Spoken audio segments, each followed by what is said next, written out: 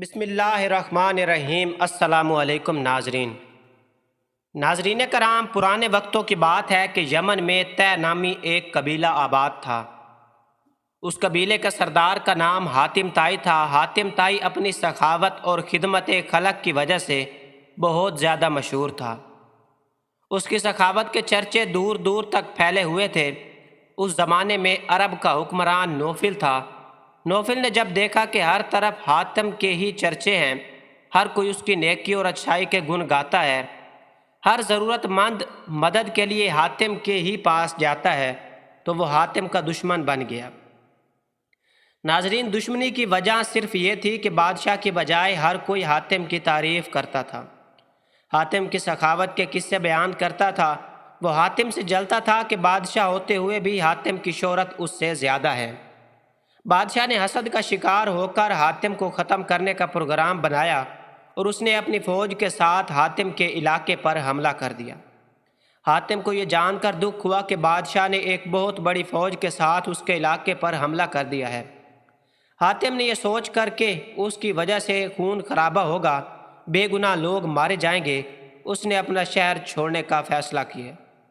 حاتم اپنا شہر چھوڑ کر پہاڑوں میں جا کر چھپ گیا۔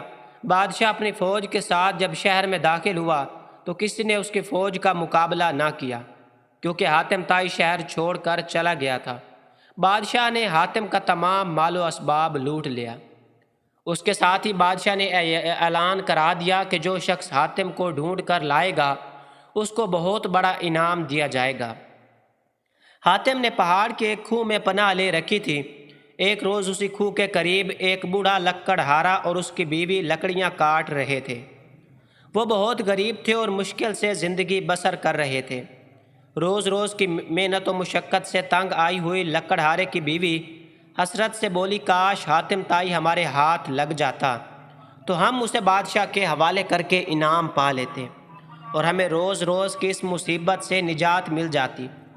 لکڑہارا بولا، فضول بات مت سوچ، ہماری ایسی قسمت کہاں کہ حاتم ہمارے ہاتھ لگ جائے اور ہم انعام حاصل کر کے آرام سے زندگی بسر کر سکیں۔ ہمارے نصیب میں تو یہی لکھا ہے کہ ہم جنگل سے لکڑیاں کاٹیں، سر پر رکھ کر شہر لے جائیں اور ان کو فروخت کر کے اپنا پیٹ بھر لیں۔ حاتم طائی کھوہ کے اندر بیٹھا یہ سب باتیں سن رہا تھا۔ یہ سوچ کر حاتم دل میں خوش ہوا کہ چلو اس بے گناہ سر و سامانی کی حالت میں بھی کسی کے کام آ سکتا ہوں۔ چنانچہ وہ کھول سے باہر آیا اور بوڑھے میاں بیوی سے بولا، میں ہی ہوں حاتم طائی، مجھے بادشاہ کے پاس لے چلو اور اس کے حوالے کر کے انعام حاصل کر لو۔ جلدی کرو، اگر کسی اور نے مجھے دیکھ لیا تو پھر تم ہاتھ ملتے رہ جاؤ گے۔ چنانچہ وہ کھول سے باہر آیا اور حاتم کی باتیں سن کر لکڑہارا بولا، بھائی تمہارا بہت شکریہ، بے شک ہم غربت کے ستائے ہوئے ہیں، مگر ہم اتنے ظالم نہیں کہ تمہیں بادشاہ کے حوالے کر کے انعام حاصل کریں۔ ہم اسی طرح محنت مزدوری کی زندگی کے دن کاٹ لیں گے، اپنے آرام کی خاطر ہم یہ ظلم نہیں کریں گے۔ حاتم نے کہا، ارے بھائی یہ ظلم نہیں، تم مجھے زبردستی پکڑ کر تو نہیں لے جا رہے ہو، میں تو اپنی خوشی سے تمہارے ساتھ جانے کو تیار ہوں۔ میرے اوپر تمہارا یہ احسان ہوگا کہ تم مجھے نیکی اور خدمت کا موقع دو۔ حاتم نے ان کو آمادہ کرنے کی بہت کوشش کی، لیکن لکڑہارا کسی صورت تیار نہ ہوا۔ تو حاتم نے اس سے کہا، اگر تم میری بات نہیں مانو گے تو میں خود بادشاہ کے پاس جاتا ہوں اور اسے بتاتا ہوں کہ اس بوڑھے نے مجھے چھپایا ہوا تھا، پھر بادشاہ تمہیں سزا دے گا۔ لکڑہارا اور حاتم طائی اس بحث میں مصروف تھے کہ کچھ اور لوگ حاتم کو تلاش کرتے ہوئے ادھر آ نکلے۔ انہوں نے حاتم کو پہچان لیا اور اسے پکڑ کر بادشاہ کے پاس لے گئے۔ بوڑھا اور اس کی بیوی بھی ان لوگوں کے ساتھ چل پڑے۔